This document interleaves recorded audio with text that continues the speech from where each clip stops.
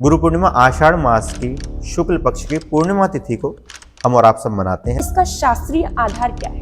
ये शास्त्रीय आधार है जिन्होंने 18 पुराणों की रचना करी, महाभारत जैसे दिव्य ग्रंथ की रचना करी। महर्षि वेदव्यास का इससे क्या संबंध है? उन महर्षि वेदव्यास जी का आषाढ़ शुक्ल मास की पूर्णिमा के दिन उनका अवतार इस धरातल पर हुआ था। हमारे जो आज की जेनजीज, जो आज की जो यूथ है, उन्हें 18 पुराणों के बारे में भी नहीं पता।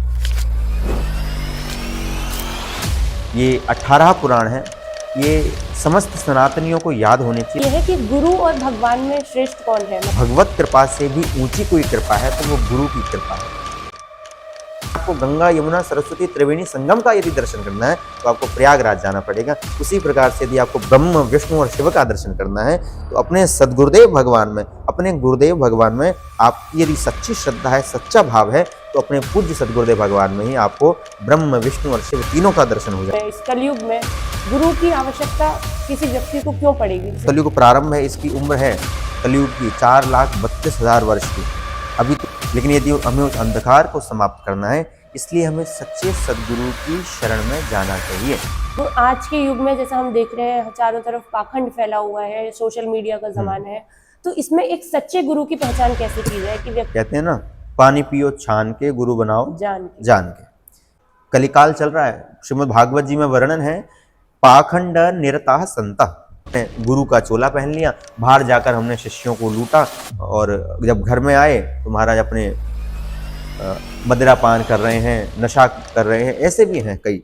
अपने सारथी के पद पर भगवान कृष्ण जैसे सदगुरु को बिठाइए ताकि आप महाभारत जैसे युद्ध पर भी विजय प्राप्त कर सकें। तो ये दीक्षा हुई, कैसे मिलन हुआ आपका अपने सदगुरुदेव भगवान से? ये तो बड़ा मनमोहक प्रश्न है। तो ये तो पूज्य गुरुदेव भगवान की दिल्ली में श्रीमद् भागवत कथा चल रही थी।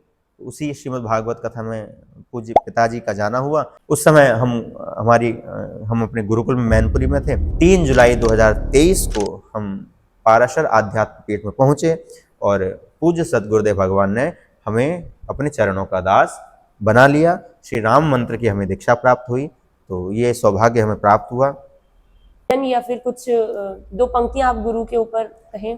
परम पूज्य श्री जुगल माधुरी शरण जी महाराज ने एक बड़ा सुंदर भाव गाया है।